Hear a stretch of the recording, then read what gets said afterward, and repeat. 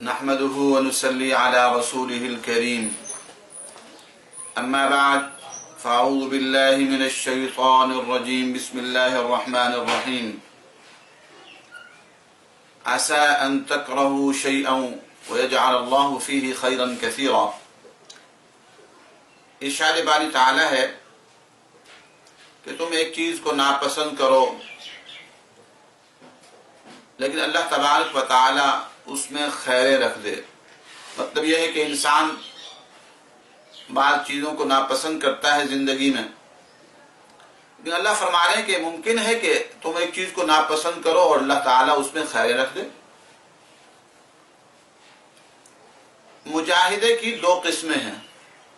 مجاہدے سے مراد یہ ہے کہ انسان جد و جہد، کوششیں، قربانیاں جو کرتا ہے اللہ کی راہ میں، اس کی دو قسمیں ہیں۔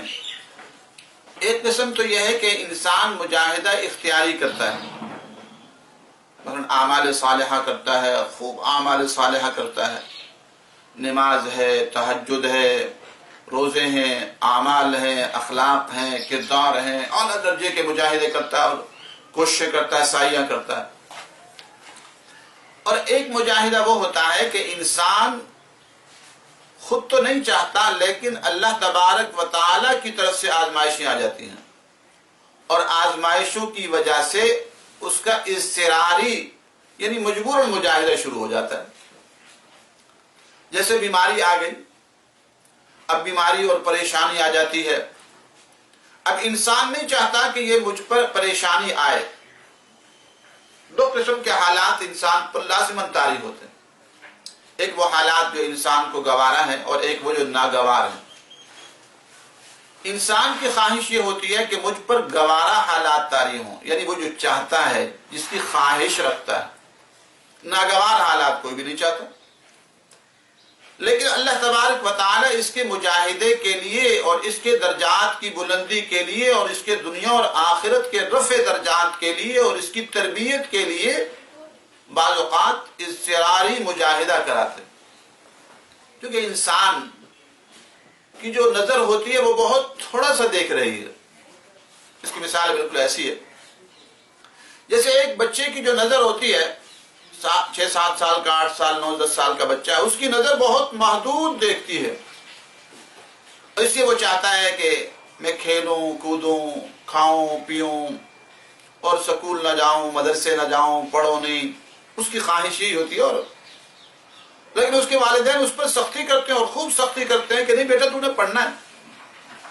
وہ سوچتا ہے کہ میرے والدین کو کیا ہے، اگر یہ مجھے کھیلنے دیں اور مجھے جو ہے گپ شپ لگانے دیں، اپنے دوستوں کے ساتھ سیر سپاٹے کرنے دیں، تو والدین کو کیا جاتا ہے، والدین کیوں سختی کرتے ہیں؟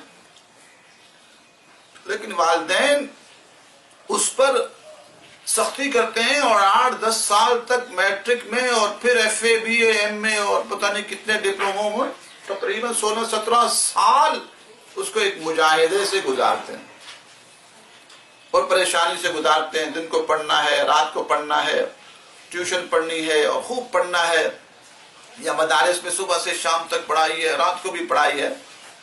اب وہ نفس پر بہت شاق گزر رہا ہوتا ہے، لیکن والدین کے سامنے ایک مستقبل ہے، اور وہ مستقبل ہے کتنا، 20-25 سے 30 سال تک، لیکن وہ بھی یقینی نہیں ہے کہ اس سے بن پائے گا، لیکن وہ ایک مستقبل کے لیے اس کا مجاہدہ کراتے ہیں، تربیت تاکہ ہو جائے، اس کو کچھ علم حاصل ہو جائے۔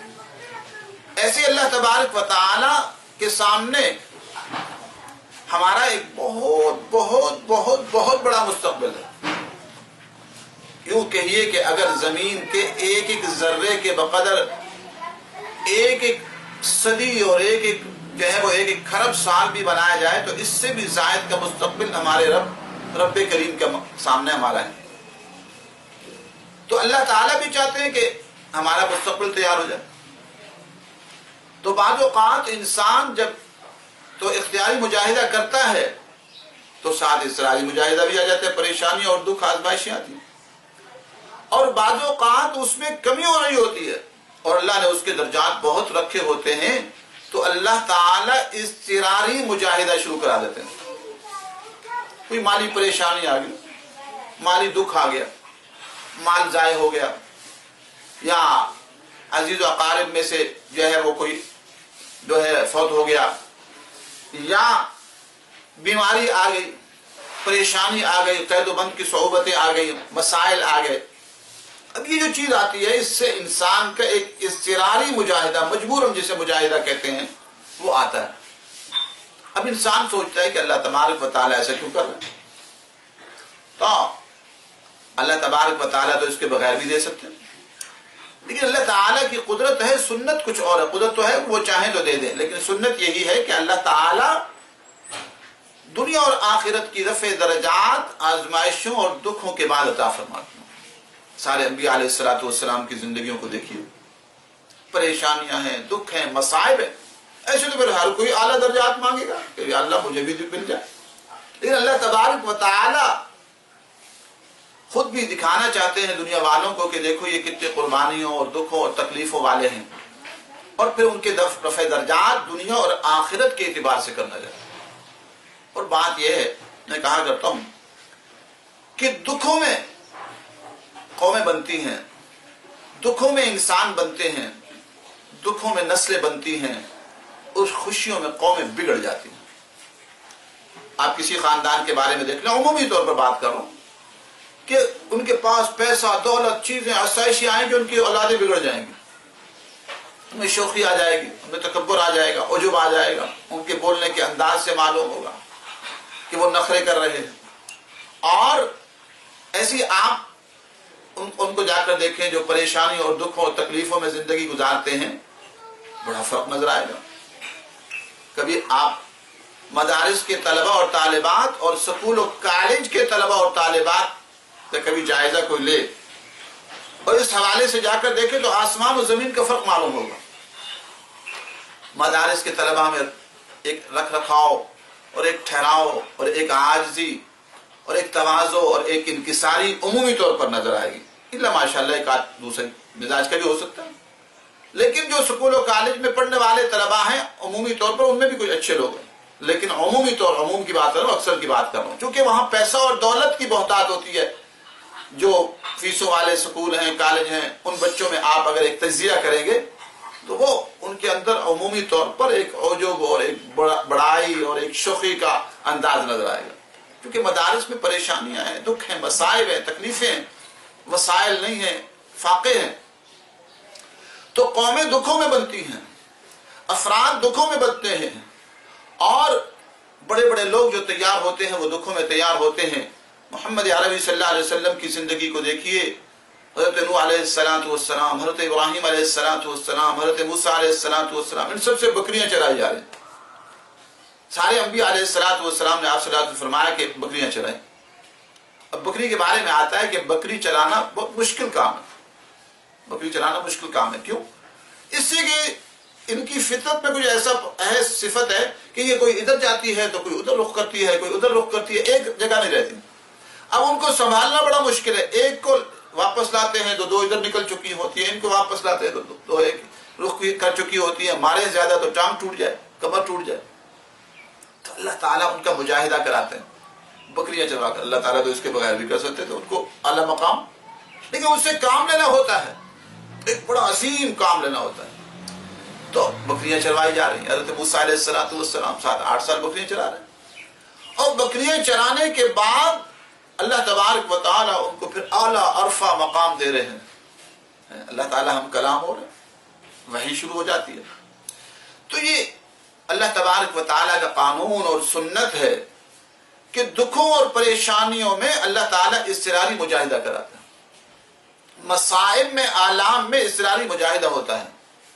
تو اللہ نے فرمایا عسیٰ ان تکرہوا شیئا، ممکن ہے تم ایک چیز کو ناپسند کرو، وَيَجْعَلَ اللَّهُ فِيهِ خَيْرًا كَثِيرًا، اللہ تعالیٰ اس میں بہت ساری خیریں رکھ دے.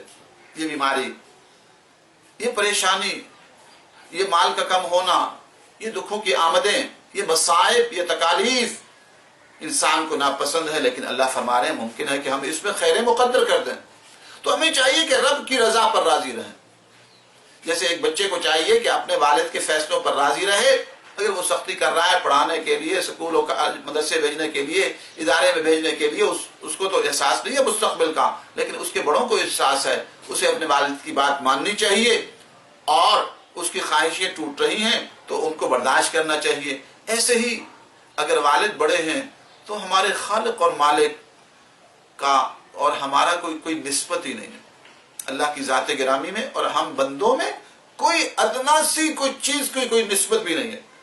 اللہ کی ذات ازل سے ابد تک، اور اللہ تبارک و تعالیٰ کے علم و دانش جو ہے وہ ہماری تصوروں کی حدوں سے بھی زیادہ، اور اللہ تعالیٰ جو عطا کرنے والے ہیں، فرمایا وہ عطا کرنے والا ہوں ما لا عین رأت، جو کسی آنکھ نے دیکھا نہیں، ولا اذن سمعت، جو کسی کان نے سنا نہیں، ولا خطر علی قلب بشر، اور کسی دل پر شائبہ بھی نہیں گزرا۔ سبحان اللہ!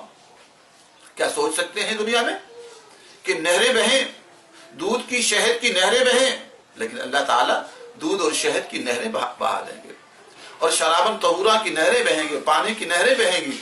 کیا سوچ سکتے ہیں ایسا علاقہ جہاں سونے اور چاندی کے درخت ہوں، لیکن جنت میں سونے اور چاندی کے درخت ہوں گے؟ سبحان اللہ! کیا سوچ سکتے ہیں ایسی زمین جس کی مٹی مشکی ہو؟ کیا سوچ سکتے ہیں ایسی زمین جہاں پر اللہ تبارک و تعالی ایک وقت میں ہزاروں قسم کے انواع و اقسام کے کھانے ہوں؟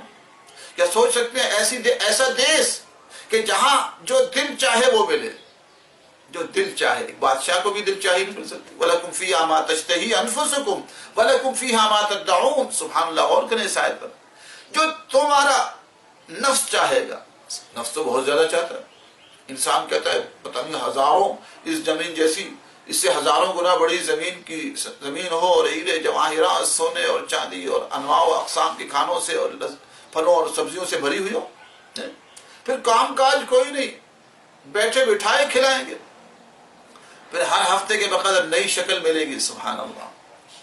انسان بعض اوقات یہاں شکل ہوتی ہے تو انسان دوسری بہت سارے لوگ اس سے حسین ہوتے ہیں، بعض اوقات پھر عمر بڑی ہو جاتی ہے تو اور انسان کو ہوتا ہے کہ دیکھو کتنے حسین ہم بھی ہوتے ہیں، لیکن شکل نہیں تبدیل ہو سکتی۔ لیکن جنت میں اللہ تعالیٰ ایک بزرگ فرمانے لگے چھوٹی سی خدائی مل جائے گی، جو ارادہ کرے گا وہ ملے گا، ارادے سے کام چلے گا۔ وَلَكُمْ فِيهَا مَا تَشْتَهِي أَنفُسُكُمْ وَلَكُمْ فِيهَا مَا تَدَّعُونَ۔ تو ارادہ کرے گا، ایسے جگہوں پر جائے گا بازاروں میں جہاں شکلیں لگی ہوں گی، حسین شکلیں، جس شکل کی تمنا کرے گا ویسی ہو جائے گی، اور بیوی بھی جس شکل کی تمنا کرے گا وہ اس شکل میں تبدیل ہو جائے گا۔